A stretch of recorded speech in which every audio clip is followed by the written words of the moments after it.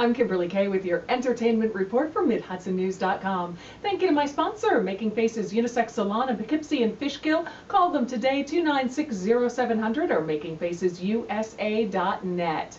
In celebration of Guilty Pleasures Week on Dancing with the Stars, the contestants got to dance to songs they're embarrassed to admit they really like. My guilty pleasure song, by the way, Sir Mix-a-Lot, I like big butts and I cannot lie. It really is my favorite. Well, it was a double dose of Dancing with the Stars. In the first hour, the 7 remaining contestants rated their chances of getting to the finals, and former contestants and the judges also gave their opinions. And then Hanson sang a song, as they did on the competition night. Hanson, by the way, all grown up. And American Idol finalist Constantine and the cast of Rock of Ages performed. Then during the next hour, New Kids on the Block and Backstreet Boys performed, as well as Idol finalist Pia Toscano, who should have won, and who sang Stand By Me while her rumored boyfriend, Mark Ballas, danced with Karina Smirnoff. And after all that, Chris Jericho and Cheryl Burke got sent home. Yeah, I really thought Kendra should have gone, but all right.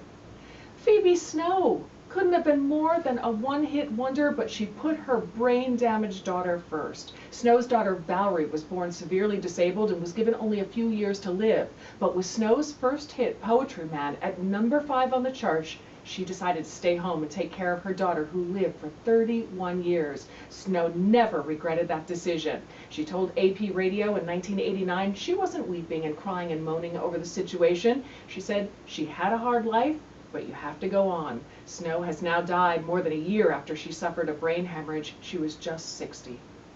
Stefano Langoni was smiling when he was voted off American Idol, but James Durbin was crying. What's the deal with that? Langoni jokes that James is a big crybaby, and seriously, he said they've grown so close that they're close enough to be brothers. They've roomed together since Hollywood Week, and Langoni tells AP Radio he's going to be the best man at Durbin's wedding. The family adventure Rio is number 1 at the box office for the 2nd straight week. Anne Hathaway and Jesse Eisenberg's Talking Birds edged out Tyler Perry's Sass-Talking Grandma. According to estimates, Rio took in $26.8 million. Tyler Perry's Medea's Big Happy Family opened a close second with $25.8 million. Water for Elephants premiered in 3rd place. It took in $17.5 million. That movie stars Reese Witherspoon as the star of a Depression-era circus, with Robert Pattinson co-starring as a veterinarian who falls for her despite her jealous husband.